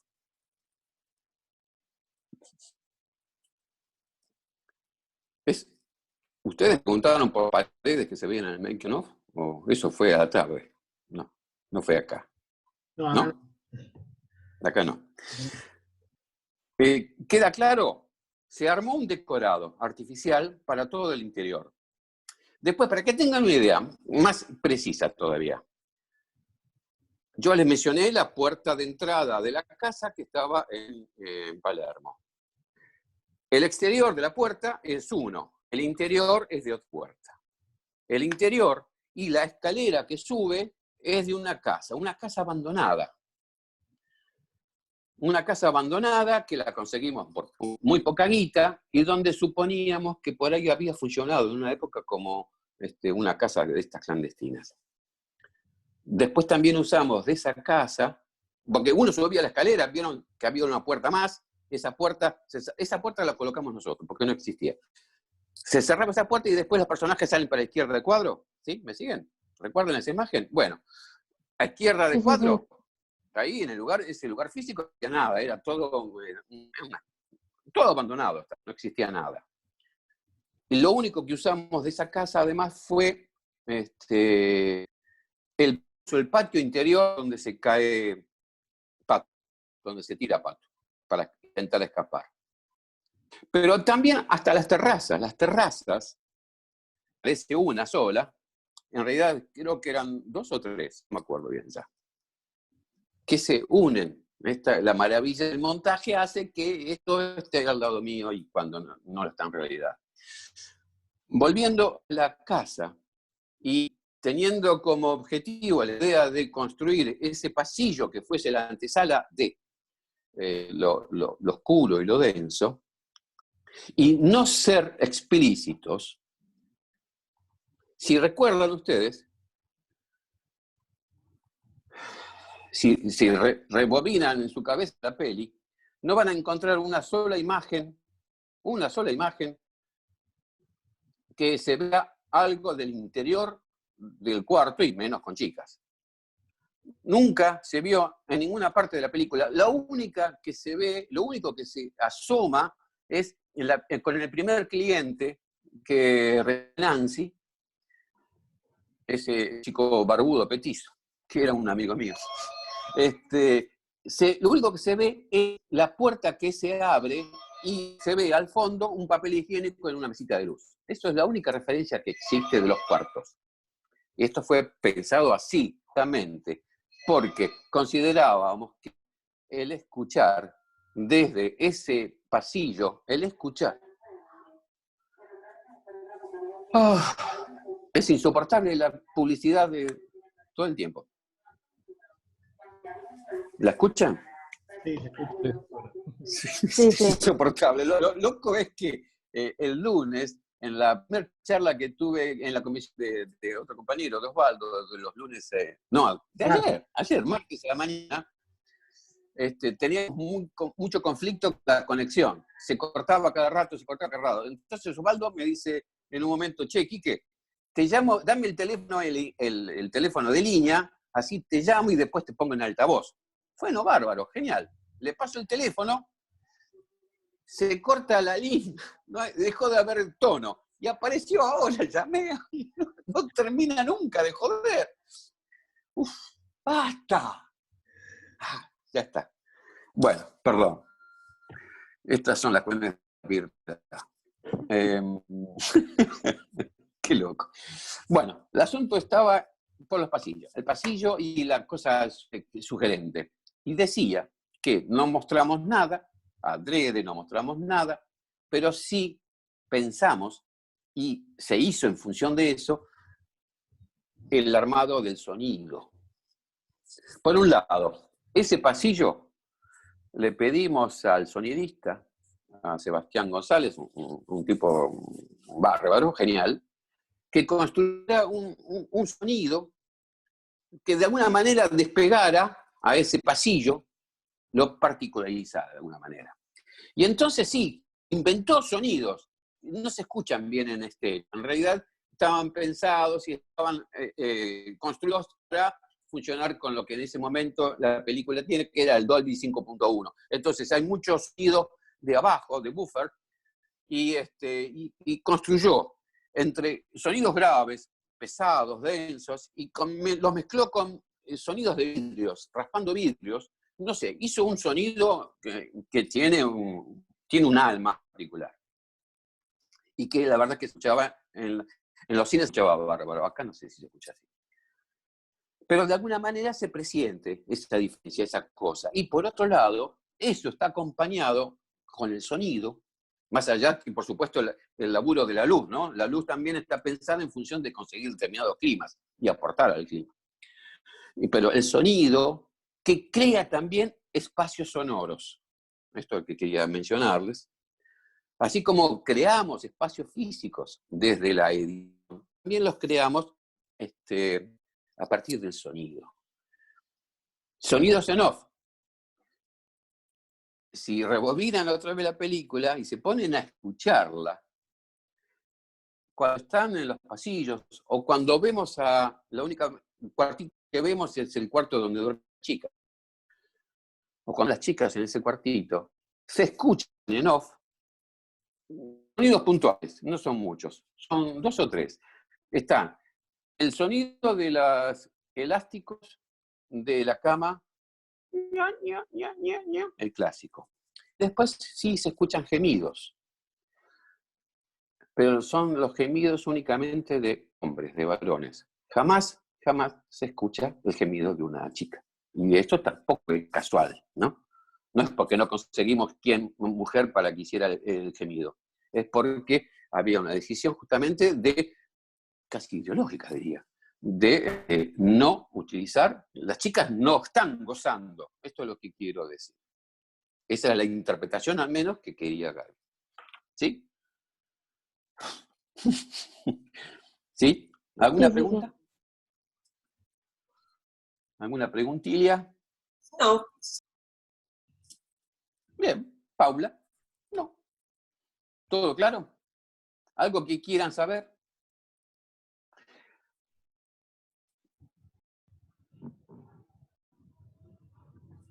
¿Alguna cuestión del guión que quieran preguntar sobre la estructura? Ellos también estuvieron analizando la estructura, capaz que surgió alguna pregunta. Bueno, yo había preguntado si hubo que hacer algún otro cambio con eso, algo que se había presentado. Estaba pensando justamente en eso, Bárbara. Sí, estamos conectados. Sí. Virtualmente, pero conectados.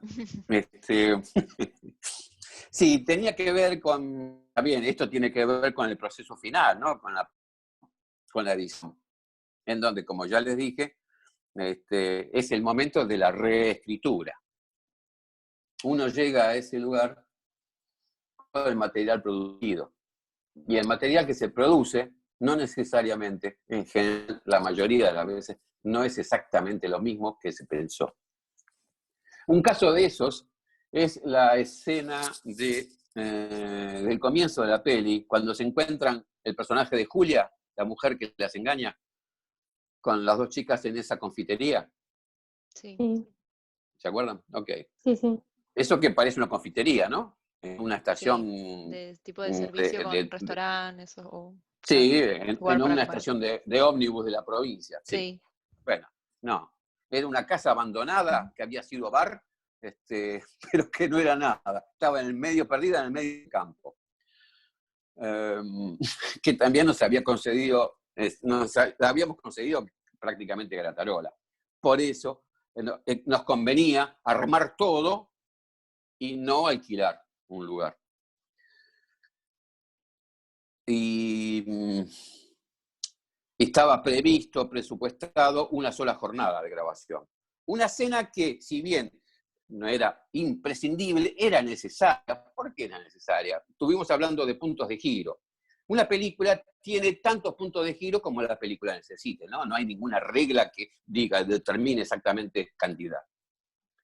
Así como en general vamos a encontrar que las películas de estructura clásica tienen 2 puntos de giro principales, hay otros que no lo son tanto, pero que también son importantes, que hacen avanzar la historia, porque cada vez que gira un poquito, hace avanzar la historia.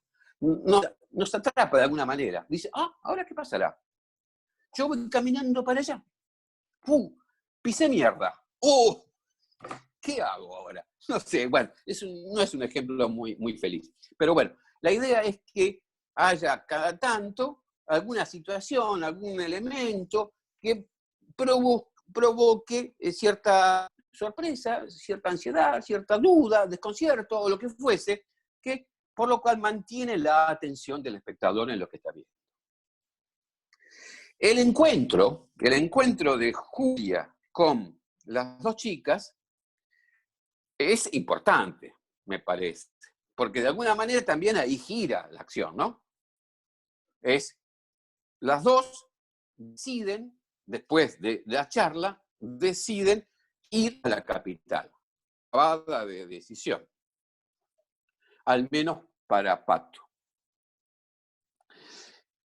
Gaby había pensado una puesta de escena, una puesta de cámara determinada, como prácticamente toda la película. Estaba pensado en esa... El guión tiene unas 5 páginas. El primer armado de la película, esa escena también tenía unos 5 minutos y medio duraba. En general dicen los que saben que una página de un guión de largometraje, con sus diálogos, qué sé yo, equivale más o menos a 1 minuto de película.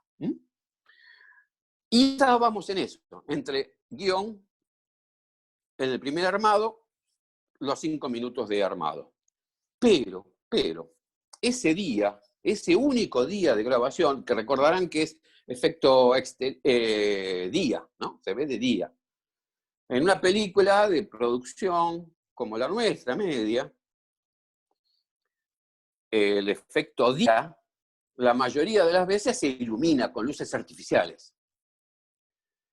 Y el director de fotografía, Miguel Aval, un capo, había más o menos calculado para toda la película usar, qué sé yo, se usan, eran entre 50 y 60 kilos, o sea, 50.000 watts. Es bastante cantidad. Se transporta, eso es para contener todo, ¿no? Para escenas complicadas, qué sé yo, pero como se alquila por paquete, entonces se alquila todo el paquete de luces y luego se usa día a día lo que se precisa. Pero todo lo demás está en un camión de exteriores, en un camión que transporta tanto las luces, los equipos, los trípodes, las pantallas, como hasta el generador también de electricidad. En el camión, yo les dije que la localidad de la confitería esta estaba más o menos a 30 kilómetros de la capital. Entonces se mandó el camión. Y la gente, el equipo, íbamos cada uno con coche, qué sé yo, por la suya, y había otro camión que transportaba el equipo de cámara más otros elementos más técnicos. Ese llegó. El que no llegaba era el camión con las luces. Y después, después, un par de horas o 3 horas después de la hora de citación, nos llaman por teléfono, se comunican, diciendo que los habían detenido la cana, la policía, y les habían pedido los documentos al chofer y el chofer no tenía el registro. No tenía registro, no tenía documentos, se había olvidado todo. Y entonces lo detuvieron, nos encerraron y estábamos perdidos, no teníamos luz, no teníamos luces para iluminar la locación. Gran quilombo, ¿qué carajo hacemos? ¿Qué hacemos? ¿Qué esto, qué aquello? A todo esto, Paloma Contreras, creo que tenía un programa de televisión a la noche, entonces tenía que salir más o menos temprano. Todo era un desastre. Julia, la actriz, que es una muy buena actriz, prácticamente no se conocía con Gaby. Se había citado porque, si bien Gaby trabajaba muy intensamente los ensayos con las protagonistas, no así lo hacía con los papeles que eran más reducidos, qué sé yo. Si tenés una intervención pequeña, no te vas a encontrar 5.000 veces para ensayar eso. No existe. Y entonces, pero sí, lo que se hace es, antes de comenzar el rodaje, se encontraban previo al rodaje y entonces charlaba, tiraba las líneas fundamentales y por ahí hacía algún ensayo. En este caso, corríamos contra el reloj por la luz, porque solamente teníamos la luz del sol, que no iba a dar abasto. Y entonces, ¿qué haces? Cortás, tenés 35 monos y monas que están haciendo determinadas actividades, más los actores, más el catering, en fin, hay un montón, hay un despliegue grande de gente que cuesta dinero eso. Entonces no podés graciosamente decirle, miren, no se puede, volvamos otro día. Porque tenés todo un plan de filmación pensado para cumplirlo en una etapa determinada. ¿Sí? Entonces, mientras trataba de aprenderse la letra, la actriz Julia, hacía el papel de Julia, Miguel, el director de fotografía, empezó a hurgar a ver qué encontraba en ese lugar abandonado, y se metió en un cuarto y encontró un espejo grande, estaba sucio, pero que lo limpió y estaba impecable ese espejo. Finalmente iluminó toda la escena con el espejo recogiendo la luz del sol del exterior y enfocándola a través de la ventana hacia el interior, donde estaban sentadas las actrices. ¿Sí? ¿Me siguen? Eso fue el único aparato de luces que se utilizó en toda la situación. Ahora, no era suficiente, porque el sol va cambiando y iba cayendo. Entonces había que apurarse. Por lo tanto, lo que hizo Gaby fue repensar la puesta de escena. Era una escena, dije, importante, que tendría, no recuerdo, pero unos 40 planos. ¿Saben lo que es un plano, no? Sí. Tendría unos 40 planos. Y hubo que adaptar. Prácticamente no se cortó texto, pero sí se cambió la puesta de escena. Un texto que se dice en 2 o 3 planos, puntos de vista distintos, en ese caso se decía prácticamente en un plano madre. Había un plano que era el perfil donde estaban las 3 sentadas y después había planos cortos de las 3 mujeres. Después, no sé si recuerdan, el final de esa escena, que en un momento aparece Nancy, cuando sale Pato a charlar y definir con Julia el exterior, en ese momento vuelve después y no la encuentra a Nancy y la va a buscar al baño. Y cuando sale del baño la ve sentada. ¿Cómo es esto? ¿Cómo era? ¿Sí? ¿Se acuerdan de ese momento? Sí. Que es medio confuso para la gente en general. Es medio confuso. intentamos, le pusimos sonido. Lo que se escucha en off son los pasos de Nancy, tac, tac, tac, tac. Se escucha la puerta que se abre y se cierra, la puerta de entrada que tenía un vaivén. Ña, ña, ña, ña. Todo eso en sonido está. Lo que pasa es que lo que no vemos es a Nancy cruzando el cuadro. Lo que hace es pasar por atrás, por la cuarta pared. ¿Me siguen? Y entonces, al no verla, entramos en confusión. Esa modificación de la puesta de escena, la puesta de cámara, también se debía, entre otras cosas, a este quilombo que teníamos de tiempo. La conclusión es que, después de todas estas angustias, estos problemas, igualmente se grabó, se hizo. Y se rescataba material. Ese primer armado, donde se pone todo lo que está en el guión, se pone toda la carne en el asador, daba en tiempo más o menos, les dije lo que daba el guión. Y tenía de texto todo lo que el guión también tenía de texto. Ahora, la interpretación no era buena, la de Julia. Tampoco era buena la de Paloma, las chicas tampoco. No había, porque era una situación realmente un poco, era estresante y no estaban dadas las condiciones para hacerlo. Lo que pasa es que, bueno, la guita la mandaba. Y entonces, sí, igualmente, si uno veía, o uno de afuera, un espectador normal, veía esa escena, decía, sí, está bien, no es la gran cosa, pero está bien. Nosotros sabíamos que no estaba bien. Y entonces, si sos obsesivo con tu labor, vas a tratar de mejorarlo. Finalmente, lo que quedó es la escena que ven en la película, que en realidad no dura 5 minutos y medio, sino que dura 3 minutos. Donde se sacaron textos que no servían, no funcionaban, estaban mal dichos. Alteré el orden de los textos, las cosas que dicen, las dicen en otro orden al que estaba. En fin, se modificó bastante y mejoró con un trabajo arduo de edición. Pero las cosas se pueden mejorar y se pueden zafar. ¿Te respondí, Romy?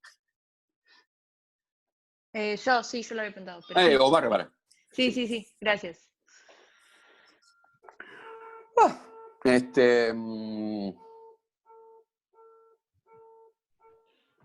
No sé, digan, chicos, ustedes si quieren saber algo en particular. ¿Los puntos de giro serían los dos que mencionaste o hay algún otro que esté ¿Cuál presente? mencionamos? Mencionamos El del punto de golpe giro. y el del encuentro que tienen las chicas con... No, por- el del golpe sí es el primer punto de giro principal, ¿no? Pongo las comillas. Pero el encuentro de las chicas no es. Es un punto de giro, pero es un punto de giro dentro de otros tantos que puede tener una película. No es el segundo punto de giro principal.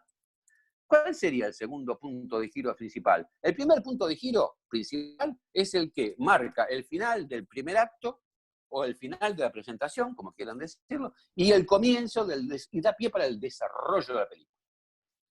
Una estructura en 3 actos. Presentación, desarrollo y la última, ¿cuál es? ¿Saben? Estoy chusmeando mis apuntes, espérame. Dale, Bernie, dale, Paula.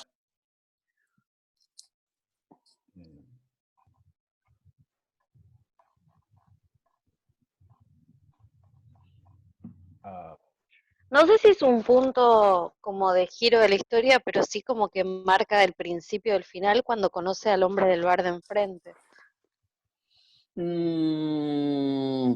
Genera expectativas, avanza también la situación. Las expectativas de Nancy las apropiamos como espectadores. Puede ser, puede zafar, lo ayudará. Sin embargo, se desvanece enseguida. ¿Cuándo? Machín sale de la habitación cuando le cuenta Nancy a Machín, que al mozo, que entre paréntesis, el personaje del mozo, había también una cuestión de interpretaciones que tenían que ver con el género. A todos los hombres nos gustaba el personaje del mozo. Había algo que atraía. No obstante, a las mujeres no, le parecía absolutamente repulsivo. No sé qué pasará ahora, pero bueno. Decía entonces que... ¿Cómo? A mí me pareció muy repulsivo. Sí, está bien, vale, hemos cambiado. Ha cambiado la sociedad. en Es estos que años. Machín Sí, representa la hipocresía de la sociedad, justamente. claro, claro. Sí. A mí también me pareció repulsivo y me quedé pensando mucho porque en un momento Nancy le cuenta, cuando estaban en el cuarto, que le hacía acordar como un tío de ella, que la quería. Ahí Y ahí mezclaste como las que, cosas.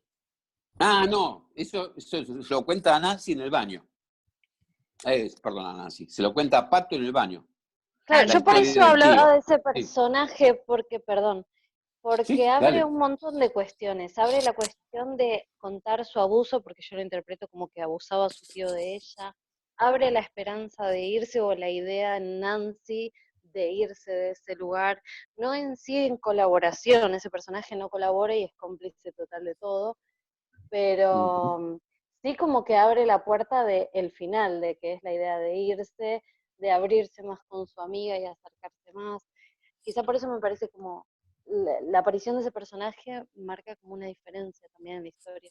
Y no es un personaje menor, no es uno de los chabones que entran para hacer de las suyas.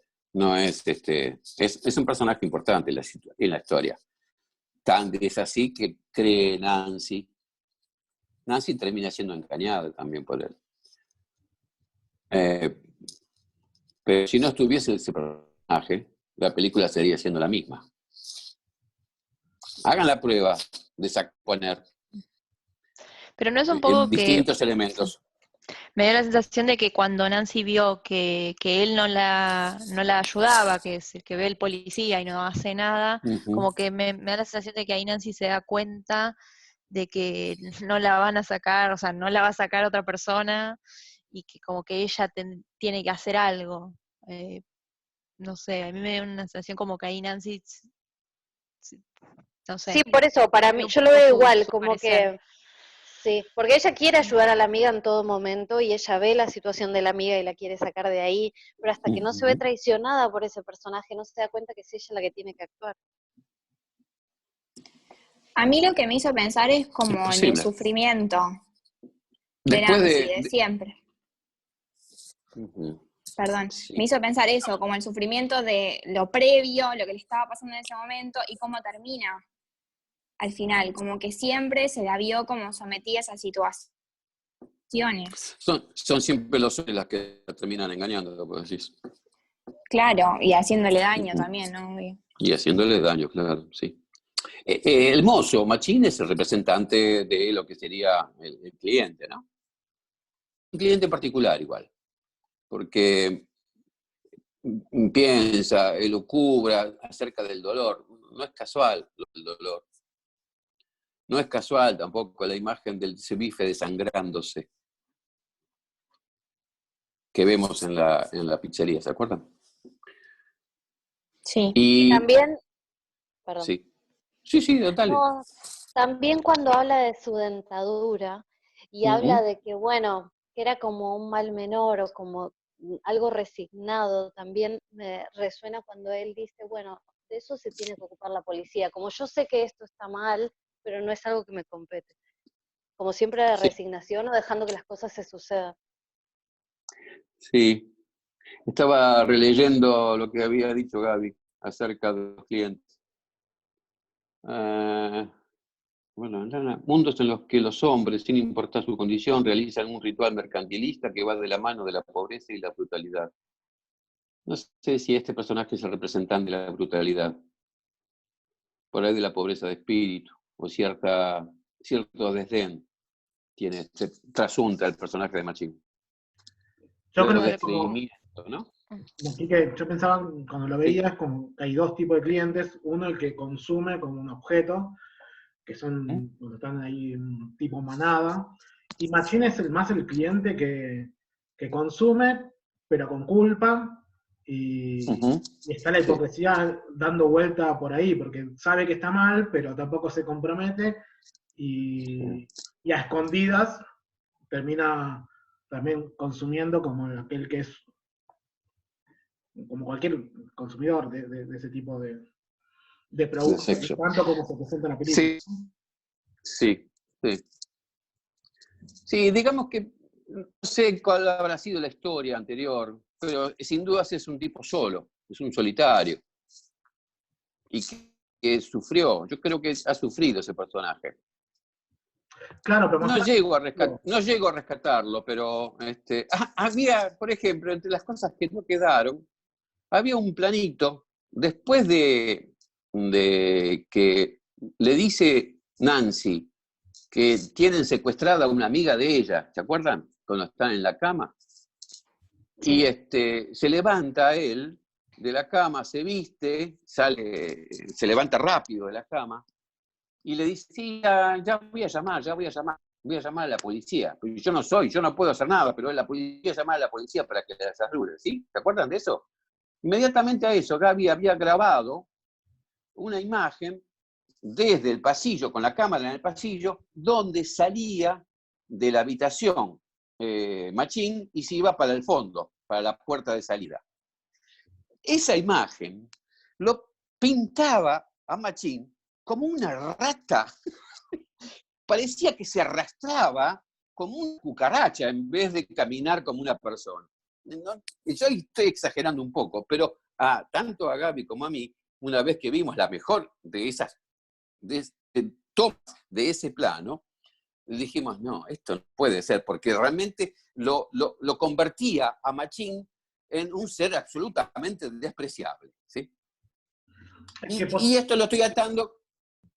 No, es que posiblemente, para mi opinión, capaz que vista hoy, posiblemente sí sea un ser despreciable, Machín. Porque tenían todo para poder ayudar y prefirió mirar a un costado. Y no se involucró. Digo, entonces en ese sentido puede serlo. Si bien, pero hasta... Perdón. Claro, seguí, Dani. No, en ese sentido sí creo que representa eso. Como también cuando está al final, cuando aparece, o se escuchan los gritos y están otros trabajadores, creo que en la florería, o hay alguien que trabaja por ahí, que también escucha, pero no quiere involucrarse. Me parece que eso representa también la sociedad que mira a otro lugar, aunque sabe que está pasando algo. El no te metas, que también tanto mal nos hace como sociedad. Sí. Sí, a todo.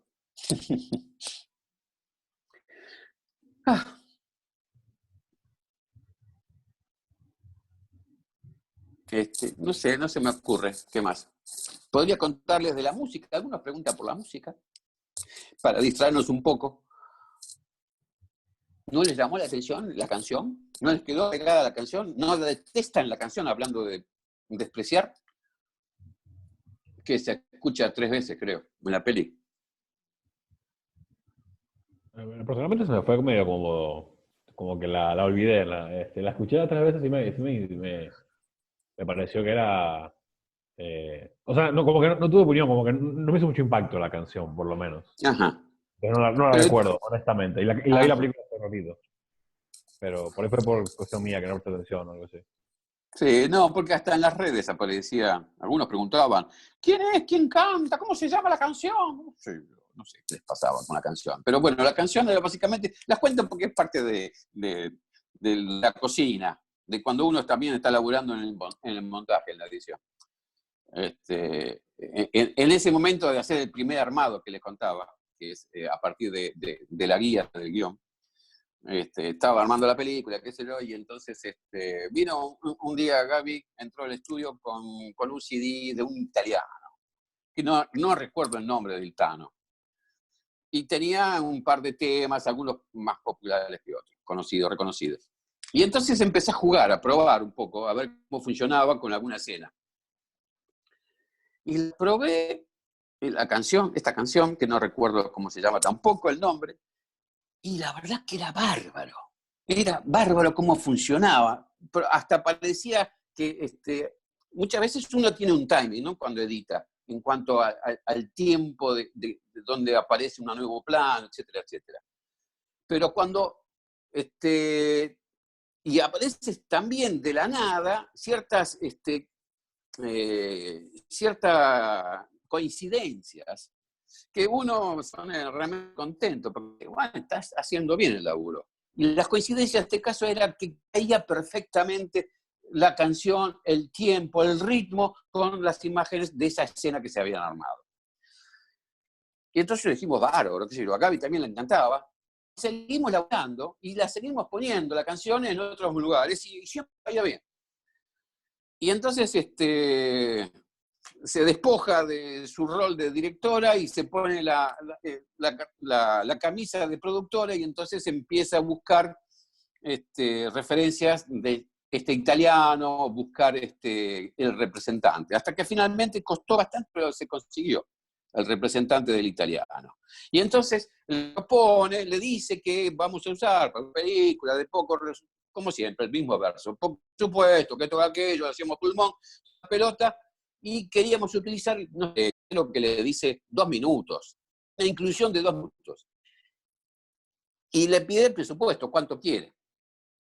Al tiempo nos llega el correo. Los hijos de puta, los tanos querían algo así como 15.000 euros por minuto. Era una cosa, un despropósito. Estábamos, uno en general llega al final, en la postproducción, con hasta acá, ¿no? Y entonces la música de la película, que la hizo Mariano Núñez West, que es el músico también de Taxi, un encuentro, amigo también, de ambos, de Gaby y mío, le cuenta a Gaby lo que estaba pidiendo el chanta de la canzoneta italiana, y le dice, a ver, che, ¿qué podemos hacer? Ni Gaby ni yo teníamos idea de cómo se puede construir, digamos, componer algo. Esas cosas del límite entre el plagio y lo que no es plagio, de eso no lo sabíamos. Por eso se lo preguntamos a Mariano, que es músico y debería saberlo. Le dijo, quédate tranquila, Gaby, vamos a ver si se me ocurre algo, compongo algo. ¿Y qué tiene que ver con la cantidad de compases que se repiten o no se repiten? No sé, no tengo idea. Yo de música entiendo poco, tengo un poquito de oído nada más.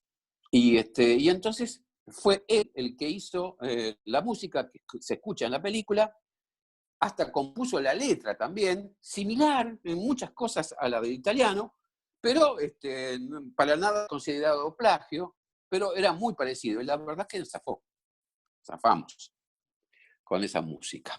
Esa fue la historia de la música. Eso. Buenísimo. No sé, ya vamos casi 2 horas. No sé si 2 horas. ahí cerrando también. Sí, claro. Sí, yo la verdad que estoy medio muerto. ¿Cómo? Claro, porque después de repetir se pierde un poco de la cosa fresca, entonces ya termino siendo un florero con flores marchitas, no con frescura. No sé si quieren hacerme alguna pregunta, chicos, acerca de la peli. ¿Qué cosas quedan en el tintero? No sé.